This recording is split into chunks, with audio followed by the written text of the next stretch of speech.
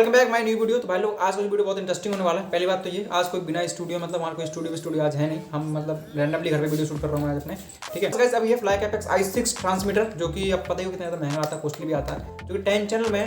तो हम यहाँ पे इसके फंक्शन का यूज़ करने वाले अपने ट्रक में लिए, ठीक है। आज इस ट्रक को अपने पूरा एकदम फुल ऑटोमेटिक बनाने वाले हैं, जिसका लाइटिंग सिस्टम होता है, स्टार्टिंग सिस्टम होता है, स्पीड कंट्रोल होता है, और जैसे कि फ्रंट बैक रियर जिस तरीके से उसके फंक्शन होते हैं उनको पूरा फुल एकदम रोबोट से कंट्रोल करने वाले हैं।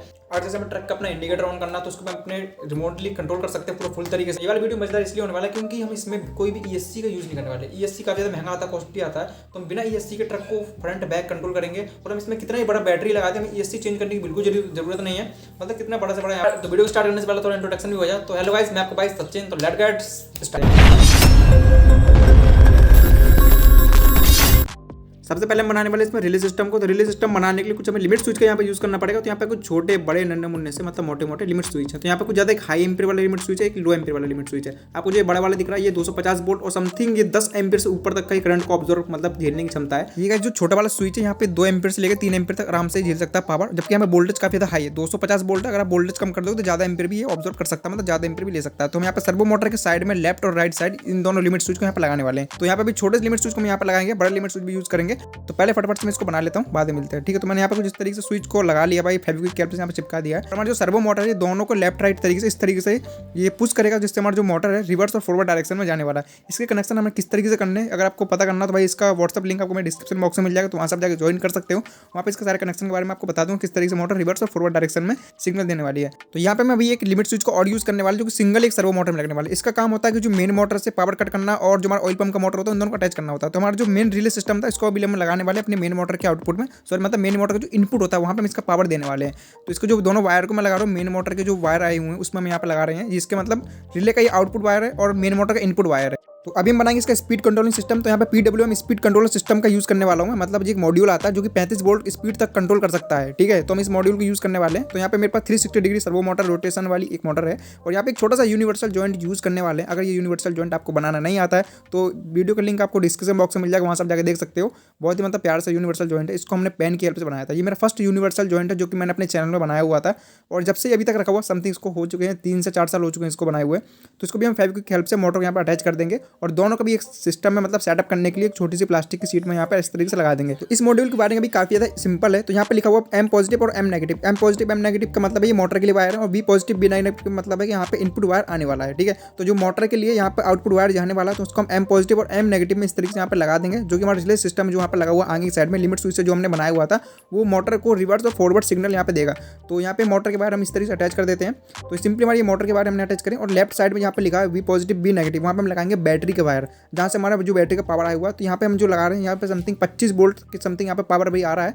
तो 25 वोल्ट तक ये मतलब पावर हमने इसको दिया, तो 25 वोल्ट को रेगुलेट करके ये पावर आगे देगा, मतलब कम या ज़्यादा करके। तो यहाँ पे जो सर्वो मोटर लगी हुई है जो इसको घुमाएगी तो इसका जो वोल्टेज कम या ज़्यादा होगा। यहाँ पे एक 3 वे स्विच लगा हुआ है, इसका काम होता है लीवर की तरह। जो हमारा ऑयल पंप का मोटर है और मेन मोटर है, दोनों में से किसी एक को पावर देना। जैसे हम स्विच को ऊपर करते हैं तो हमारा ऑयल पंप वाला मोटर चालू हो जाता है, मतलब इसका जो मेन पावर का कनेक्शन हमारा ऑयल पंप मोटर से जुड़ जाता है। जैसे हम स्विच को नीचे करते हैं तो हमारा जो मेन पावर है वो हमारा व्हील की मोटर में जुड़ जाता है। इस स्विच को भी ट्रांसमीटर से कंट्रोल करने के लिए हम यहाँ पे लिमिट स्विच को सर्वो मोटर में कुछ इस तरीके से अटैच कर देंगे। तो यहाँ पे भी 3 ऑप्शन होते हैं, नॉर्मल ओपन, नॉर्मल क्लोज और कॉमन पॉइंट। तो भाई 3 पॉइंट इसमें भी होते हैं, मतलब जो हमारा स्विच लगा हुआ पहले से इसमें भी होते हैं। तो इन तीनों पॉइंट को हम उठा के हमारा जो लिमिट स्विच है वहाँ पे हम लगा देंगे। जैसे लिमिट स्विच को मोटर प्रेस करेगी नीचे साइड में, तो हमारा जो कनेक्शन मेन मोटर से हटके जो ऑयल पंप का मोटर है वहाँ पे अटैच हो जाएगा।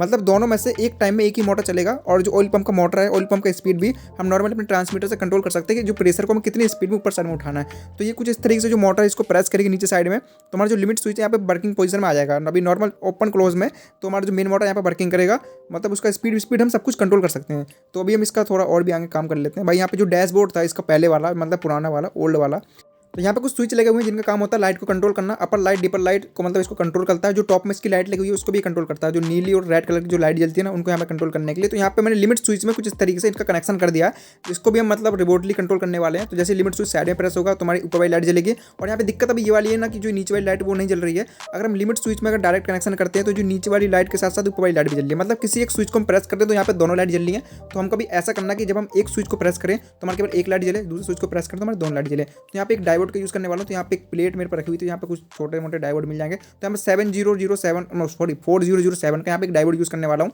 जिसका यहाँ पे काम क्या होगा, इसको हम लगाएंगे रिवर्स बाइज में। जैसे कि हमारा जो डायोड का काम ये होगा कि जैसे मैं एक स्विच को प्रेस करूँगा तो हमारा ऊपर वाला लाइट जलेगा, जब मैं दूसरे वाले स्विच को प्रेस करूँगा तो हमारा दोनों लाइट जलेंगी।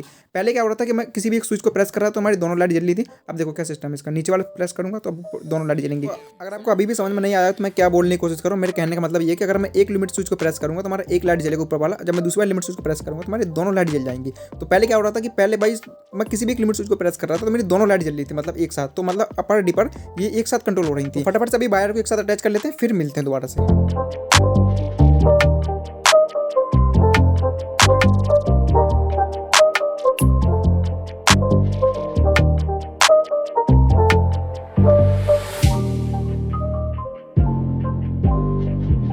अभी थोड़ा स्टीयरिंग का काम यहाँ पे बाकी रह गया था। यहाँ पे स्टीयरिंग में जो एक मोटर लगी थी, servo motor MG995 servo motor यहाँ पे लगी हुई थी, जिसमें प्लास्टिक के गियर नहीं है, ठीक है ना। तो प्लास्टिक का गियर मोटर में यहाँ पे यूज़ नहीं करने वाले, क्योंकि प्लास्टिक के गियर खिंच जाते हैं। तो यहाँ पे सर्वो मोटर का जो गियर ऑयल था गाइस, ये थोड़ा लीक हो गया नीचे साइड से, तो मैंने यहाँ पे गियर ऑयल को भी यहाँ पे चेंज किया हुआ है। और सर्वो मोटर में यहाँ पे एक छोटी सी प्रॉब्लम और थी। ये जो सर्वो मोटर थी ये थी समथिंग 360 डिग्री सर्वो मोटर, तो इसको हमने 180 डिग्री सर्वो मोटर में कन्वर्ट किया हुआ है। इसमें पहले एक चीज़ नहीं लगी थी, जिसको बोलते हैं ना, क्या बोलते हैं, वो मॉड्यूल होता है इसका, जो ऊपर साइड में आपको दिख रहा है, जो बैक साइड में यहाँ पे जो लगा हुआ है, ये थोड़ा सा रिसीवर टाइप में लगा हुआ है। ये पहले इसमें नहीं लगा हुआ था, ये हमने दूसरी मोटर को उठा के इस वाली मोटर में इसमें लगाया हुआ है। तो अभी हम इसकी टेस्टिंग करते हैं। तो हमारा स्टीयरिंग काफ़ी ज़्यादा अच्छी तरीके से परफेक्ट तरीके से वर्क कर रहा है। जितना मैं स्टीयरिंग को मोड़ना चाहूँ उतना स्टीयरिंग यहाँ पे मोड़ जाता है। इस मोटर में मैंने क्या क्या चेंज किया हुआ सर्वो मोटर में, ये मैंने अपना ब्लॉग चैनल में बताया हुआ। अगर आपको पता नहीं ब्लॉग चैनल कहाँ पे, तो भाई इसका लिंक आपको मेरे डिस्क्रिप्शन बॉक्स में मिल जाएगा, वहाँ सब जाकर ज्वाइन कर सकते हो, देख लेना गाइस। उसमें डेली का आपको पता रहता है कि मतलब मैं क्या करता रहता हूँ। जो चीज़ मैं आपको अपने इस मेन चैनल में नहीं दिखा पाता वो मैं आपको ब्लॉग चैनल में अपने दिखा देता हूँ। मतलब कैमरे के पीछे वाली चीज़ होती है, जैसे कि मतलब नॉर्मल में क्या करता रहता हूँ, क्या हो रहा है, जो भी तामाड़ झामाड़ उसकी बात कर रहा हूँ मैं, ठीक है। तो भाई इसको मैं अभी लगाने वाले इंडिकेटर को। तो इंडिकेटर लगाने के लिए मैं यहाँ पे नॉर्मल लाइट का यूज़ करने वाला है, जो कि हमारी दीपावली की लाइट होती है ना, उसको मैं यहाँ पे लगाने वाले हैं। तो LED का जो कलर है वो कौन सा होना चाहिए, येलो होना चाहिए। तो मैं आपको अभी कलर दिखाता हूँ कौन से कलर का यूज़ करने वाला हूँ। तो यहाँ पे ये देखो येलो कलर की LED है, और यहाँ पे डार्क येलो बिल्कुल नहीं है। मैंने सोचा कि डार्क येलो मुझे मिल जाए, लेकिन बट वो नहीं मिली। जितनी मिल पाए उससे काम चलाएंगे। इसका जो सेंट्रल पॉइंट है कैबिन का, यहाँ पे हम LED को लगाने वाले हैं, जो कि आप लोगों ने देखा हो जो ट्रक का जो सेंट्रल पॉइंट होता है कैबिन के बीच में, मतलब यहाँ पे भी इंडिकेटर लगे होते हैं, मतलब साइड से दिखने के लिए इस साइड में। तो हमने यहाँ पे LED बल्ब को इस तरीके से फिट कर दिया, हल्का हल्का निकाला हुआ, आपको बाद में पता पड़ेगा, अभी दिखाऊंगा बाद में किस तरीके से लगे। तो इसका जो टॉप व्यू, मतलब ऊपर साइड में जो टॉप हिस्सा है, वहाँ पे भी हम इंडिकेटर को लगाने वाले हैं, जिससे मतलब जो ट्रक का लुक है काफ़ी ज़्यादा प्रीमियम लुक आने वाला, मतलब अच्छा लगे देखने में। तो यहाँ पे पहले कुछ LED लगी हुई थी जो तामड़ झामड़ वाली, मतलब ऊट पटांग सी, उनको हमने यहाँ पे निकाल दिया, क्योंकि इसका काम नहीं था कुछ, यार क्या करेंगे लगा के, ठीक है। तो नीचे भी साइड में हमने यहाँ पे LED लगाई हुई है। LED को मैंने हल्का हल्का से यहाँ पे बाहर निकाला हुआ, ज़्यादा बाहर नहीं निकाला, हल्का मैंने बाहर इसलिए निकाला कि मतलब देखने में थोड़ा अच्छा लगे, ऐसा लगे ना कि मतलब अलग से कुछ लगा रखी है। नीचे वाली जो LED थी मैंने इसको थोड़ा ऊपर साइड में निकाल दिया, ज़्यादा इसलिए निकाला क्योंकि यहाँ पे पहले से ना एक बल्ब लगा हुआ था, जो काफ़ी उसने ना काफ़ी ज़्यादा बड़ा होल यहाँ पे कर दिया था। तो इसलिए मुझे मजबूरी में यहाँ पे LED को थोड़ा बाहर निकालना पड़ा। तो अभी नीचे वाला जो हिस्सा था वो थोड़ा दिख नहीं रहा, मतलब होल जल उसमें पहले बना हुआ था ना जो बड़ा वाला। अभी इस इंडिकेटर को ऑपरेट करने के लिए हम यहाँ पे इंडिकेटर सर्किट का यूज़ करने वाले हैं। तो मेरे पास कुछ रिले सिस्टम से मैंने एक सर्किट बनाया हुआ, रिले मतलब रिले का यूज़ करके, कैपेसिटर का यूज़ करके, रेजिस्टेंस का यूज़ करके एक रिले सिस्टम बनाया हुआ, जो कि इंडिकेटर को ऑपरेट करता है। जो टिक टिक की आवाज़ आपने सुनी होगी ना, जो ट्रकों में आती है जब इंडिकेटर ऑफ होता है, जब इंडिकेटर ऑन होता है, तो यहाँ पे टिक टिक की आवाज़ यही करता है, ठीक है। तो यहाँ पे स्पीड को एडजस्ट भी कर सकते हैं। तो मैंने भी इसमें एक बात नोट करी, जिसकी हेडलाइट है, हेडलाइट का जो यहाँ पे शीशा लगा हुआ है, इसका काम तमाम हो चुका है, मतलब काफ़ी ज़्यादा गंदा हो गया, जिससे जो लाइट का फोकस सही से नहीं आ पा रहा। तो मैं यहाँ पे दूसरे शीशे को यहाँ पे लगाने वाला हूँ, इसको पहले निकाल देते हैं। ये मैंने एक पन्नी का मैंने यहाँ पे बनाया हुआ था, मतलब जो टाइड वाली हार्ड जो आती है, आपने देखा होगा वाइट वाइट ट्रांसपेरेंट जो पन्नी आती है, उसको मैंने यहाँ पे बनाया हुआ था। तो अभी मैं यहाँ पे जो शीशा लगाने वाला हूँ वो आपको देख के पता पड़ेगा कौन सा। तो पहले इसकी थोड़ी सफाई कर लेते हैं। भाई कितना ज़्यादा कूड़ा कूड़ा मतलब इसके अंदर हो गया था। तो भाई यहाँ पे कांच देखो कितना मस्त लग रहा है देखने में। ये जो हमारा चश्मा होता है ना, गोल होता है जो हमारा, उसी का मैंने यहाँ पे फोल्ड करके इस तरीके से बना लिया, हल्का हल्का गर्म करके लाइटर की हेल्प से। इसको भी यहाँ पे लगाएंगे, इससे जो लाइट का जो फोकस है वो काफ़ी ज़्यादा अच्छा आने वाला, मतलब ठीक आएगा, मतलब कोई भी ड्रॉप नहीं होने वाला है। इसको चिपकाने के लिए डायरेक्टली हम इसके ऊपर फेविक्विक नहीं डालेंगे, इसको हल्का सा पेचकस में पहले फेविक्विक को डालेंगे, हल्का हल्का मतलब साइड में लगाएंगे, जिससे जो फेविक्विक है वो लाइट के सेंट्रल पॉइंट में ना जाए, जिससे मतलब देखने में बेकार ना लगे, हल्का हल्का मतलब साइड से चिपक जाए, कुछ इस तरीके से भाई आपको देखना, ठीक है ना। तो जब भी आप शीशे को चिपकाया करो इस तरीके से आपको चिपकाना, डायरेक्ट आपको फेविक्विक नहीं डाल देना ऊपर से, नहीं आपका शीशा सब बर्बाद हो जाएगा। अभी एक छोटा सा मॉड्यूल यूज करने वाला हूं, जो कि यहाँ पे मल्टीपर्पस वोल्टेज मॉड्यूल, मतलब मल्टी वोल्टेज यहाँ पे ऑपरेट करता है। जैसे हम इसमें 12 वोल्ट देते हैं तो यहाँ पे 5 वोल्ट, 1.2 वोल्ट, 3 वोल्ट, मतलब ऐसे तामड़ झामड़ वाले बहुत से वोल्ट यहाँ पे निकाल के मैं देता है। कॉन्स्टेंट वोल्टेज देता है गाइस। यहाँ पे एक छोटा सा IC लगा हुआ है, जिससे मतलब काफी ज्यादा प्रोटेक्शन रहता है। जिस चीज को हम इससे चलाने वाले हैं उसको ये फूकने नहीं देता, मतलब कॉन्स्टेंट ये 5 वोल्ट ही निकालेगा, उससे ज्यादा वोल्टेज नहीं निकाल सकता, चाहे इसका पूरे प्राण निकल जाए, ठीक है ना। तो अभी क्या करना, जैसे हम इसमें 5 वोल्ट में चाहिए, तो यहाँ पे जो पॉइंट आपको दिख रहा है बीच में कटे हुए, इन दोनों पॉइंट को हम एक साथ अटैच कर देंगे। तो यहाँ पे मैंने 5 वोल्ट को एक साथ ज्वाइंट कर दिया, तो समथिंग 5 वोल्ट ही निकालेगा। हम इस तरीके का एक मेल कनेक्टर का यूज करने वाले हैं, जो कि हम रिसीवर में पावर देने के लिए। तो इन दोनों पॉजिटिव और नेगेटिव वायर को हम यहाँ पे अटैच कर देते हैं, ठीक है। तो भाई कुछ इस तरीके से लग चुका है। जो मेल कनेक्टर हमने यहाँ पे लगा हुआ है, इसका बैक साइड में हम यहाँ पे लगाएंगे एक दूसरा कनेक्टर, जो कि इसमें पावर इनपुट के लिए हम इसमें लगाने वाले हैं। तो आप में से बहुत से लोग पूछेंगे भाई ये मिलेगा कहाँ पे? ये वहाँ पे मिलेगा जहाँ पे एलईडी टीवी रिपेयर होती है ना, वहाँ पे गाइस आप चले जाना, उनसे बोल रहा है कि जो मल्टी वोल्टेज निकालता है वो वाला मॉड्यूल हमें दे दो, वो आपको ईजिली तरीके से दे देंगे, ज़्यादा नहीं आपको 50-60 रुपये में मिल जाता। मैं इसको कितने प्राइस में लेकर आया था ये मैंने अपने मेन चैनल पर बताया हुआ, तो वहाँ से आप जाकर ज्वाइन कर लेना। मतलब कहाँ गया था मैं लेने के लिए, मुझे किस तरीके से मिला, भाई क्या बोला दुकान वाला, मतलब जब पूछने गया तो भाई पूरा उसका वीडियो बनता है, ठीक है। तो इसमें भी पावर देने के लिए 12 वोल्ट की जरूरत पड़ने वाली, तो 12 वोल्ट पावर देने के लिए मैंने डायरेक्टली जो इसका चार्जिंग पॉइंट था यहाँ से उसको अटैच कर दिया। इस मॉड्यूल में हम 5 वोल्ट से लेकर 15 वोल्ट तक पावर दे सकते हैं। तो भाई इसका जो वायर है ना कुछ इस तरीके से यहाँ पे मैंने निकाल लिया नीचे नीचे की साइड से, और यहाँ पे एक मेल जो फीमेल है, सॉरी फीमेल मेल पता नहीं कर दे रहा हूँ मैं, यहाँ पे जो मेल सॉकेट था, यहाँ पे मेल नहीं फीमेल सॉकेट था जो यहाँ पे हमने इस तरीके से यहाँ पे लगाया हुआ, ठीक है। तो इसका जो आउटपुट जो इसका इनपुट वायर था ना मॉड्यूल का, यहाँ पे भी हम लगाएंगे एक मेल वायर, ठीक है। तो अभी इसका पहले हम वोल्टेज चेक करते हैं कितना वोल्टेज यहाँ पे हमारा आउटपुट निकल रहा है। तो यहाँ पे कांस्टेंट गाइस 5 वोल्ट निकलेगा, देखना चाहे 5.13 वोल्ट, मतलब 5 वोल्ट ही मान लो यार, 1 वोल्ट में मतलब क्या हो रहा है, 1 वोल्ट भी नहीं है वो तो नॉर्मल सा मतलब चंगमड़ झंगमड़ वाला वोल्टेज है। मैं एक तो लोकल मीटर का यूज़ कर रहा हूँ, इस वजह से इतना वोल्टेज यहाँ पे दिखा रहा है, नहीं कांस्टेंट यहाँ पे 5 वोल्ट ही निकलता है। इसको थोड़ा इंसुलेट कर देंगे, ऊपर से टेप लगा देंगे भाई, इससे बेकार ना हो, कहीं पे शॉर्ट सर्किट हमारा ना हो सके।